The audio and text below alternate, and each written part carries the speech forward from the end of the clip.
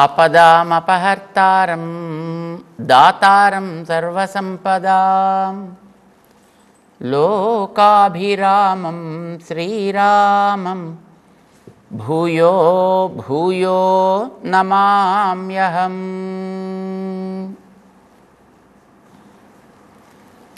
జయ శ్రీమన్నారాయణ. ప్రియ భగవద్బంధువులారా, అర్జునుడికి సందేహం వచ్చింది. చక్కగా పని చేయాలయా అని చెప్పాడు కృష్ణుడు. పని మానేసి నేనేదో సాధిస్తున్నాను అనుకోవడం కంటే హాయిగా పని చేసుకోవడం చాలా మంచిది అని చెప్పాడు ఆయన. అర్జునుడికి వెంటనే సందేహం వచ్చింది. ఏదైనా ఒక పని అంటూ చేస్తే ఆ పని యొక్క ఒక వాసన వెంటనే లోపల రికార్డ్ అవుతుంది. రికార్డ్ అయితే అది మళ్ళీ ఒక కొత్త కర్మ చేరింది అని అర్థం. చేరింది అంటే దాన్ని మళ్ళీ ఏదో సమయంలో అనుభవించాల్సి వస్తుంది. అది మంచి అయితే మంచి, చెడు అయితే చెడు, ఇలా కొత్త రికార్డ్ ఏర్పడుతుంది లోపల అని. మరి మనం పని చేస్తుంటే ఆ పనుల వల్ల మనకి ఎన్నో మళ్ళీ కొత్త రికార్డ్స్ ఏర్పడవయా. మనం ఇప్పుడు అసలే ఎప్పటి నుంచో కొన్ని కోటాను కోట్ల జన్మల్లో ఈ జీవుడు ఎన్ని శరీరాల్లోంచి దాటుతూ వస్తున్నాడు. ఆ శరీరాలతో చేసినటువంటి పనులన్నిటి యొక్క రికార్డ్స్ని తనతో పాటు మోసుకు తిరుగుతూ ఉంటాడు. ఇది మనకి 15వ అధ్యాయంలోకి వెళ్ళిన తర్వాత చెప్తాడు ఆయన. పువ్వు పరిమళాలు విరజిమ్ముతూ ఉంటుంది. ఆ పరిమళాలు మన దగ్గరికి ఎలా వస్తుంటాయి? అసలు పరిమళాలు అంటే ఏంటి అంటే వాసన రేణువులు అని అంటాం అన్నమాట. ఈ వాసన రేణువులు మనకు కనిపించినంత సూక్ష్మంగా ఉంటాయి. అవి ఆ పుష్పంలోంచి విడుదలవుతూ అన్ని వైపులా వ్యాపించేటప్పటికీ ఆ గాలి ఒక రకమైనటువంటి గంధాన్ని కలిగినది అవుతుంది. అది సుగంధం కావచ్చు, అప్పుడప్పుడు దుర్గంధం కావచ్చు. ఆ వాసన రేణువులు గాల్లో వ్యాపిస్తాయి. అది వ్యాపిస్తున్నాయనే విషయం మనకి తెలియదు. ముక్కు వాటిని గ్రహిస్తుంది కనుక మనం అబ్బా ఎంత మంచి వాసన అని అనుకుంటాం తప్ప ఆ వాసన రేణువులు మన చుట్టూ వాతావరణంలో వ్యాపించి ఉన్నాయి. అందులోంచి వచ్చేవి కొంతవరకు దాంట్లోంచి బయటికి అవి విడుదలవుతూ ఉంటాయి. విడుదల అవ్వడానికి తగినటువంటి శక్తి లేని దశ ఏర్పడితే అప్పుడు ఆ పువ్వు కాస్త ఎండిపోయింది అని మనం అంటాం. అంటే ఎండనంత వరకు దాంట్లో ఉండేటువంటి వాసన రేణువులను అది క్రమంగా విడుదల చేస్తూనే ఉన్నది అని అర్థం. ఎంత దాంట్లో ఉంటాయి. వీటన్నిటినీ తనలో నింపుకునుంది ఆ పువ్వు కదా. అట్లా ఈ జీవుడు తనతో పాటు ఒక సూక్ష్మ శరీరం అనేది ఉంటుంది, ఒక క్యాప్స్యూల్ బాడీ. ఈ సూక్ష్మ శరీరంతో ఇవన్నీ మొత్తం నింపుకొని ఉంటాడు. ఈ రికార్డ్స్ అన్నిటినీ సాఫ్ట్వేర్ లాగా అనుకోండి. కొన్ని వేల పేజీల సాఫ్ట్వేర్ ఇంత చిన్న చిప్పులో ఉంటుంది కదా. మనం తయారు చేసి దాంట్లోకి అప్లోడ్ చేసేది, మనం తయారు చేసేదే ఇంత చిన్న చిప్పులో కొన్ని వేల పేజీల కంటెంట్ని మనం నింపగలిగితే ప్రకృతి సహజంగా తయారు చేసేటటువంటి చిప్స్, మన లోపల ఉండేటటువంటివి ఇంద్రియాలు, మనస్సు, ఇవి ఆత్మతో పాటు ఎప్పుడు ఉంటాయి. ఇవి ఎంతెంత సాఫ్ట్వేర్ని తనలో నింపుకుంటాయో దానికి ఉండే బైట్స్ మరి దేంతో లెక్క పెట్టాలో అది కిలోబైట్సా, మెగాబైట్సా, గిగాబైట్సా, పికాబైట్సా, that we really not able to understand. కానీ కొన్ని కోటాను కోట్ల జన్మలలో చేసినటువంటి పనుల యొక్క రికార్డ్స్ అన్నిటినీ దాంట్లో అది రిజర్వ్ చేసుకుని పెట్టుకుంటుంది. ఆ రిజర్వ్డ్ బాడీ దాని పేరు సూక్ష్మ శరీరము అని అంటాం. దేంతో ఉంటుంది? అది మనస్సు, కర్మేంద్రియ, జ్ఞానేంద్రియాలు 5 ప్లస్ పంచభూతముల యొక్క సూక్ష్మ అంశాలు, వీటితోటి ఏర్పడ్డ శరీరాన్ని సూక్ష్మ శరీరము అని అంటాం. దీన్ని 15వ అధ్యాయంలో చెప్పాడు ఆయన. అక్కడికి తీసుకువెళ్ళి శరీరం యదవాప్నోతి యచ్చాపి ఉత్క్రామతి ఈశ్వరః గృహీత్వా ఏతాని సంయాతి, ఏతాని గృహీత్వా సంయాతి, వీటిని దీంట్లోంచి పికప్ చేసుకునే వాడు బయటికి పోవును. అంటే జీవుడు దేహంలోంచి మరొక దేహంలోకి ప్రయాణం చేస్తున్నాడు, మైగ్రేషన్ అవుతోంది అని అంటే ఈ సూక్ష్మ శరీరంతో పాటు కలిసి వాడు బయలుదేరుతాడు అని అర్థం. ఇది మనకి చాలా స్పష్టంగా అక్కడ ఆయన చెప్తున్నాడు. ఆయన చక్షుశ్రోత్రం స్పర్శనంచ రసనం ఘ్రాణమేవచ ఇంద్రియాణి, ఈ 5 జ్ఞానేంద్రియాలు అంటారు. మనశ్చ, వీటికి నేత, నియంత, వీటికి తగినటువంటి కంట్రోలర్ మనస్సు. ఇవి ఈ 6 తీసుకుంటాడు, బయలుదేరుతాడు. అయితే 6 మాత్రమే తీసుకోడు, వీటితో పాటు పంచభూతముల యొక్క సూక్ష్మ అంశాలని తన్మాత్రలు అని అంటారు. 2వ అధ్యాయంలో చెప్పాడు మాత్రా స్పర్శాస్తు కౌంతేయ అనే చోట చెప్తాడు మాత్రలు అని అంటాడు. మాత్రలు అంటే మన తెలుగులో మాత్రలు అంటే టాబ్లెట్స్, కానీ ఈ పరిభాషలో మాత్ర అనేది ఒక్కొక్క ఎలిమెంట్కు ఉండేటటువంటి సూక్ష్మ అంశ. గింజలాగా అనుకోండి, మనం చిన్న గింజ తీసుకుంటే దాన్ని జాగ్రత్తగా నాటి పెంచితే అందులోంచి కొన్ని వేల లక్షల గింజలు వస్తాయి. అందులోంచి ఒక గింజ తీసుకుంటే మళ్ళీ కొన్ని అన్ని లక్షలు వస్తాయి, అందులోంచి కొన్ని లక్షలు. అంటే ఇందులోంచి వచ్చి ఇన్ని లక్షలకి కూడా మొదట మనం చూసినప్పటికీ దొరికిన గింజలు అన్నీ ఉన్నాయి కదా, ఉన్నవే కదా అందులోంచి బయటకు వస్తున్నాయి, లేనివైతే రావు కదా. అంటే ఇది అన్నింటినీ తనలో పెట్టుకుంది. ఎలా పెట్టుకుంది? సాఫ్ట్వేర్లా పెట్టుకుంది అనమాట. అది మనకు కనిపించదు, అది అందులో ఉంటాయి ఇవన్నీ. క్రమంగా ఒక్కొక్కటి బయటకు వస్తాయి. అందులోంచి మళ్ళీ వచ్చిన గింజలన్నింటినీ కనుక మనం జాగ్రత్తగా నాటి పెట్టగలిగితే అసలు భూమి అంతా మొత్తం వాటితోటే నిండిపోవచ్చును. అన్నిటినీ ఒక్క చిన్న గింజ తేగలుగుతోంది. ఇది మనం గమనించాల్సింది. అంటే ఆ చిన్న గింజ యొక్క శక్తి, దానికి ఉండేటటువంటి ఆ సామర్థ్యం ఎంతటిది. ఆ దృష్టం కొద్దీ మనం అన్ని గింజల్ని వాడటం లేదు. కొన్ని గింజల్ని తినే వ్యాజంతో నాశనం చేస్తాం, కొన్నిటిని ఉడికించే వ్యాజంతో ఉడికించి నాశనం చేస్తాం. అందులోంచి ఏదో 1, 2 గింజలు తీసుకెళ్ళి నాటుతాం, అందులోంచే మళ్ళీ దాని జాతి మెయింటైన్ అవుతూ ఉంటుంది. మనం చూస్తున్నాం. ఇది ఏ జీవరాశికైనా ఇది కామన్. ఏ జీవరాశికి ఏర్పడ్డ బీజమైనా ఇది కామన్. మనం అలా కనుక జాగ్రత్తగా గమనించగలిగితే మనిషిలో ఉండేటటువంటి ఒక్క జీవకణలోంచి కొన్ని కోట్ల జీవకణాలు బయటికి రావడం, కొన్ని కోట్ల జీవకణాలు కాదు, కొన్ని కోట్ల జీవరాశులు రావడానికి అవకాశం ఒక్క జీవకణాలు. అలాంటివి ఎన్ని కోట్ల జీవకణాలు మనిషిలో ఉన్నాయి. కనుక నిజానికి ఎవడైనా సమర్థుడు అయ్యుండి వీడిలో ఉండే ప్రతి జీవకణానికి ఒక్కొక్క ఆకారం తీర్చిదిద్దగలిగితే ఒక్కటి చాలు మొత్తం ఈ భూమిని అంతటినీ నింపి పారేయడానికి. మొట్టమొదటి పాపం అట్లా ప్రయత్నం చేసిన వాడు ఒకడు ఉన్నాడండి. మనకి భాగవతం చెప్పింది, రుద్రుడు. ఆయన అట్లాగే చేస్తానని ప్రారంభం చేశాడు. ఆయన చేసేటప్పుడు ఎక్కడ చూసినా భూతగణాలేనాయి, ఎక్కడ చూసినా భూతగణాలు.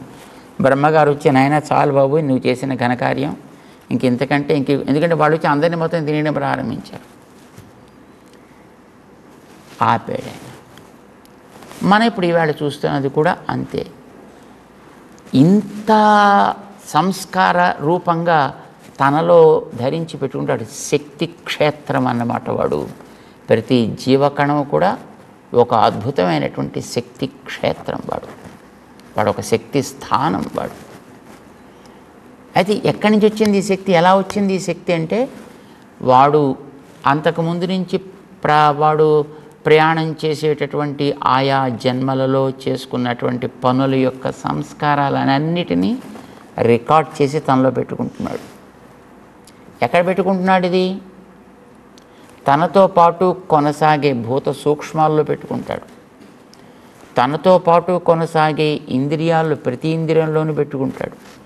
తనతో పాటు కొనసాగే మనస్సులో పెట్టుకుంటాడు. ఇంద్రియాల్లో అయితే ఆ ఇంద్రియానికి సంబంధించినవి మాత్రమే రికార్డ్ అయి ఉంటాయి.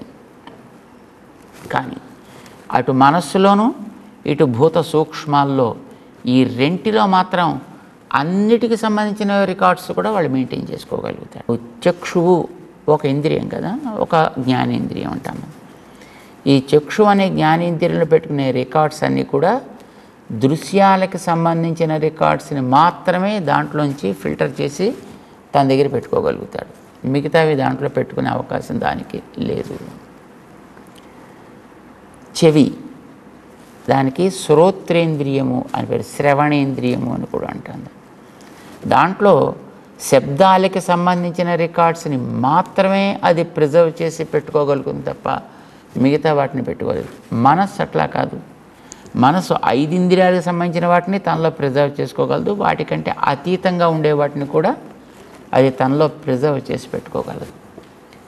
అలానే భూత సూక్ష్మాలు కూడా, ఈ భూత సూక్ష్మాలు కూడా తమలో అన్ని రకాలైనటువంటి సంస్కారాలకి కూడా స్థానాన్ని ఇవ్వగలుగుతాయి.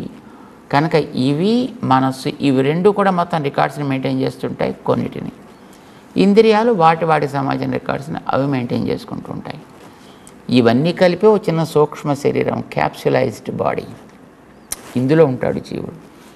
కనుక శరీరం యదవాప్నోతి యచ్చాపి ఉత్క్రామతి, ఏ శరీరాన్ని అయితే వీడు పొందుతుంటాడో, ఏ శరీరంలోంచి వీడు పైకి లేస్తుంటాడో, ఆ లేచేటప్పుడు ఆ సంస్కారాలు ఎక్కడైతే రిజర్వ్ అయి ఉన్నాయో వాటన్నిటిని కూడా తీసుకుని ఓ ఇంట్లోంచి మరి ఇంట్లోకి మారేటువంటి వాడు తనతో పాటు ఉండేటటువంటి ఆ ఏటీఎంసో పీటీఎంసో కార్డ్స్ లాంటివి ఏవో ఉంటాయి కదా, credit cards, debit cards, etcetera etcetera, వాటిని జాగ్రత్తగా జేబులో పెట్టుకుని వాడు వెళ్ళిపోయినట్టయితే ఇక ఇంట్లో ఉండే చీపుళ్ళు గీపుళ్ళు డోర్ మ్యాట్స్ తీసుకెళ్ళకపోయినా వాడికి వచ్చే నష్టం అయితే ఏం లేదు.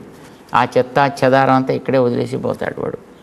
అక్కడికి వెళ్ళాక మళ్ళీ కొత్తగా దాంట్లో కావలసిన వాటన్నిటిని కూడా ప్రొక్యూర్ చేసుకుంటాడు. And he starts a new family, right? అట్లానే ఇందులోంచి వెళ్ళేటప్పుడు దీనికి సంబంధించిన చెత్త చెదారం మాత్రం ఇక్కడ వదులుతాడు. ఆ చెత్త చెదారమే మనం చూస్తాం, అయ్యో నా బంధువు అని. మనం కాల్చేది కూడా చెత్త చెదారాన్ని. అదే పాతి పెట్టినా ఆ పాతి పెట్టేది చెత్త చెదారాన్ని. అసలు విలువైనటువంటి రికార్డ్స్ అన్నీ కలిగినటువంటి కీస్ ఉంటాయి చూడండి, సీక్రెట్ కీస్, అవన్నీ వాడు తీసుకుని వెళ్ళిపోతాడు వాడు. అవేమి ఇక్కడ ఉండవు. ఈ శరీరంలో కొన్ని రికార్డ్స్ మాత్రం ఉంటాయి, అవి ఇక్కడ దహనం అయిపోతాయి లేదా భూస్థాపితమైపోతాయి. కానీ కొన్ని కోట్ల జన్మల నుంచి వచ్చేటటువంటివి మాత్రం ఆస్తి, పెద్ద ఆస్తి, మహాసంపద, సంస్కార సంపద.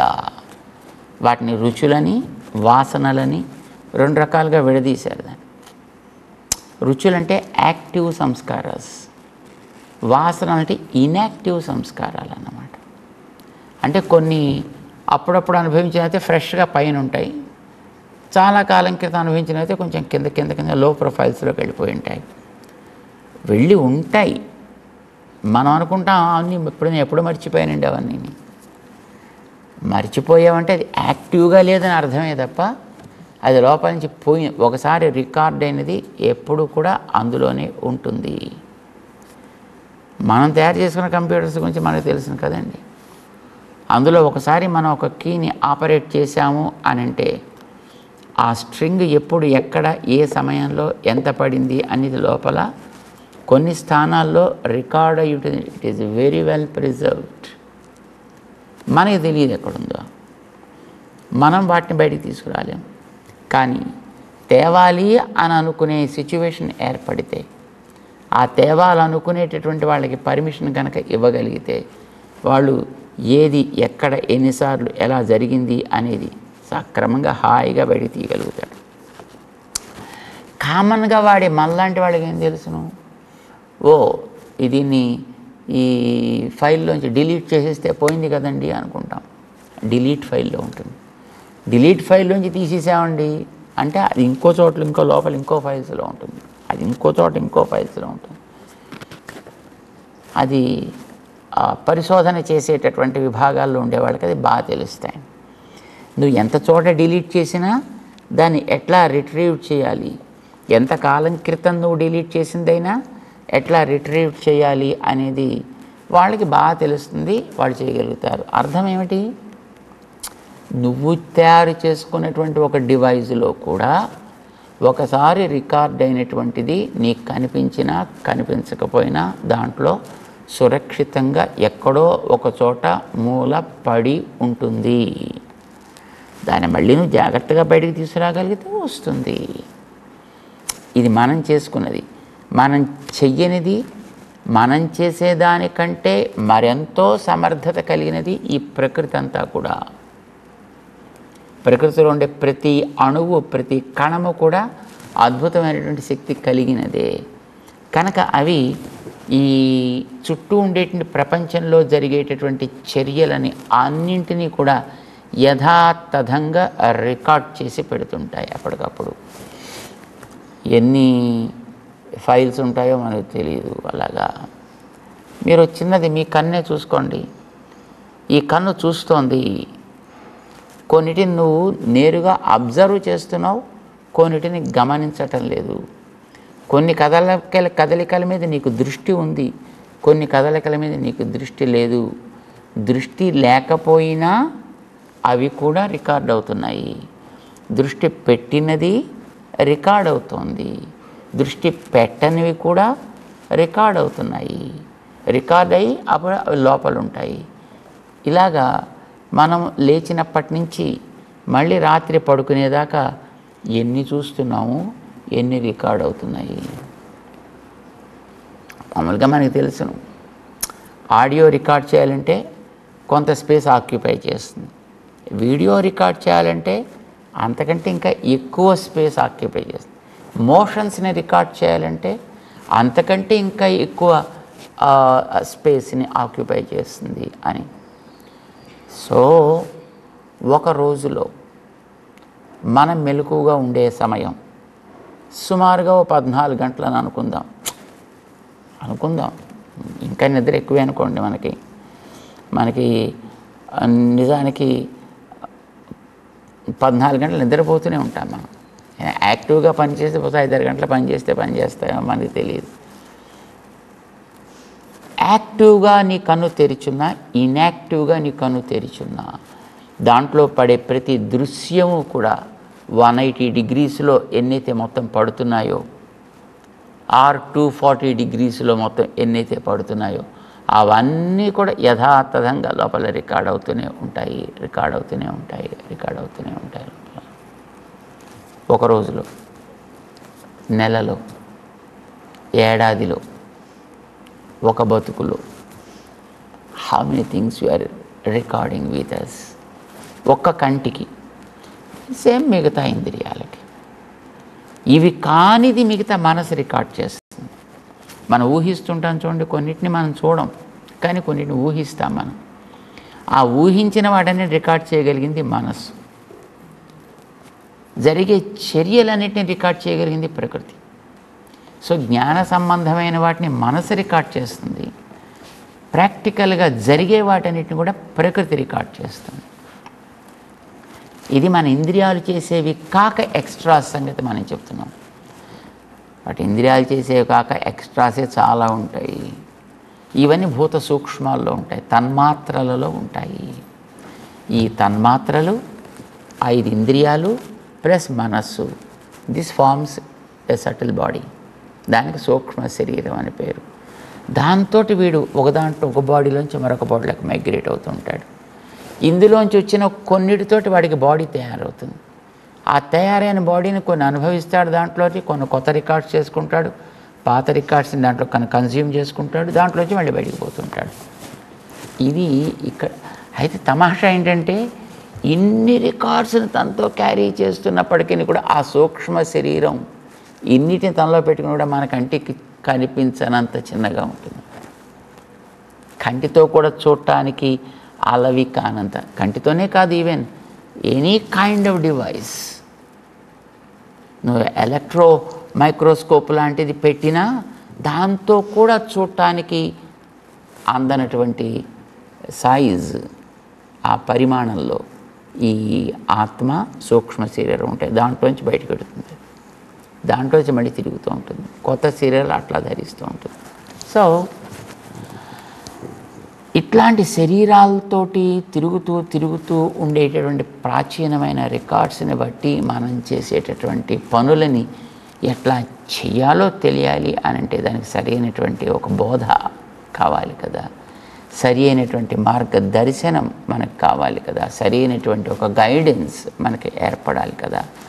కొత్తగా మళ్ళీ ఇప్పుడు మనం చేస్తున్నామంటే ఇంక మళ్ళీ కొత్త రికార్డ్స్ మళ్ళీ తయారవుతాయి కదా. అది వచ్చింది పాపం అర్జునుడికి ప్రశ్న. నేనేమో ఉన్నవే పోవాలని అనుకుంటున్నాను,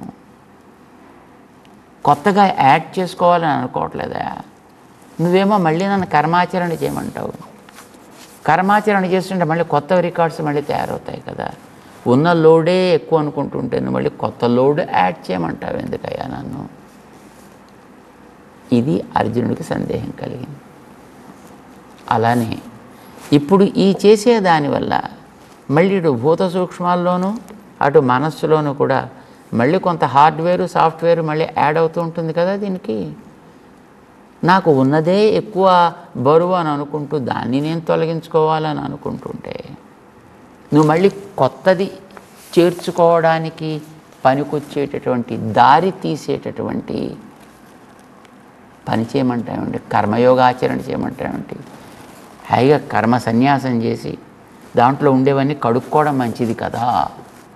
ఇది అర్జునుడికి కలిగినటువంటి సందేహం 5వ అధ్యాయంలో. ఎందుకంటే 6వ శ్లోకంలో యోగయుక్తో మునిరి బ్రహ్మ నచిరేణ అధిగచ్చతి అని చెప్పాడు ఆయన. ఎక్కువ ఆలస్యం లేకుండానే వాడు చేరతాడయ్యా అని అన్నాడు ఆయన. చేరతాడు అని అంటే ఈయన అనుకున్నాడు పని మానేసి. అంటే చూడండి, మనకి మురికి చేరుతుంటే ఆ చేరేటటువంటి మురికి కడగాలనుకున్నప్పుడు అందులోకి వచ్చే ఫ్లో ఆపి అప్పుడు లోపల ఏదో సాధనాలు పట్టుకుని కొంచెం క్లీనింగ్ ప్రారంభం చేస్తే ప్రాసెస్, అప్పుడు లోపలదంతా క్లీన్ అయిన తర్వాత అప్పుడు మళ్ళీ కొత్త వాటర్ని ఫ్రెష్గా లోపలికి వదిలితే ఎలా సుఖంగా ఉంటుందో అట్లాగే కర్మ సన్యాసం చేసేసి అప్పుడు లోపలదంతా చక్కగా ఏ తపస్సుతోటో మరొక దాంతో క్లీన్ చేసుకుంటే ఆ తర్వాత కదా మనకి ఆత్మ సాక్షాత్కారం అనేటటువంటి జరిగేది. నేను వచ్చేద్దామని అనుకుంటున్నాను, కానీ నువ్వేమో మళ్ళీ కొత్త కర్మాచరణ చేయమంటావు, నన్ను యోగయుక్తుడివి కమ్మంటావు. దానివల్ల మరింత లేపనము పైన చేరదా, మరింత కొత్త బాధ్యత బరువు నా పైన చేరదా అనే సందేహం కలిగింది అర్జునుడికి. దానికి సమాధానం చెప్తాడు శ్రీకృష్ణుడు. చేరదయా, దానివల్ల ఉన్నది కూడా తొలగుతుంది. ఎట్లా చెప్తున్నాడు 7వ శ్లోకంలో. మెల్లిగా దాన్ని తెలుసుకుంటూ ముందుకు సాగుదాం. జై శ్రీమన్నారాయణ.